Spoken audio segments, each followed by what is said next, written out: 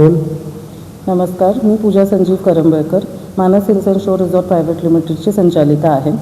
आमच्या कंपनीविरुद्ध वेगळ्या मीडियामध्ये जे आरोप केले जात आहेत त्याबाबत स्पष्ट बोलण्यासाठी आज मी तुमच्यासमोर आलेले आहे. गेल्या काही दिवसात आमच्यावर बनावट डॉक्युमेंट्स आणि अट्रॉसिटीज कायद्याच्या काही आरोप केलेले गेले आहेत. आमच्या माहितीनुसार हे चुकीचे आहेत. सत्य कायदेशीर प्रक्रियेतून हे समोर येतीलच. दिनांक 8 ऑगस्ट 1991 रोजीच्या जनरल पॉवर ऑफ अटर्नी आमच्याकडे आहे. हे डॉक्युमेंट एक्झिक्युटिव्ह मॅजिस्ट्रेट तहसीलदारच्या उपस्थितीमध्ये प्रमाणित केले होते.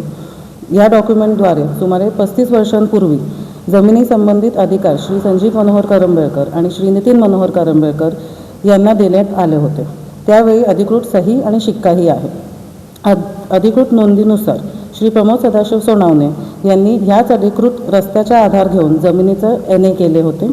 आमच्या माध्यमातूनच हे करून घेतले होते. काही वर्षांपूर्वी ही जमीन विकलीही गेली आणि त्या जमिनीच्या व्यवहारामध्ये त्यांचा आर्थिक फायदाही झालेला आहे.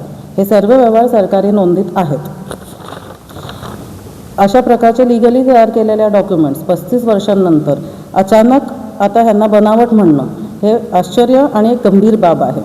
आमच्या ह्याच जमिनीबाबत एक गंभीर FIR ही इगतपुरी पोलीस स्टेशनला नोंद केलेला आहे आणि त्या व्यवहारामध्ये मिलिंद रामभाऊ कांबळे, धीरज निकम, संदीप जगताप आणि AI शेख नोटरी यांचे आरोपी म्हणून नाव ठेवलं.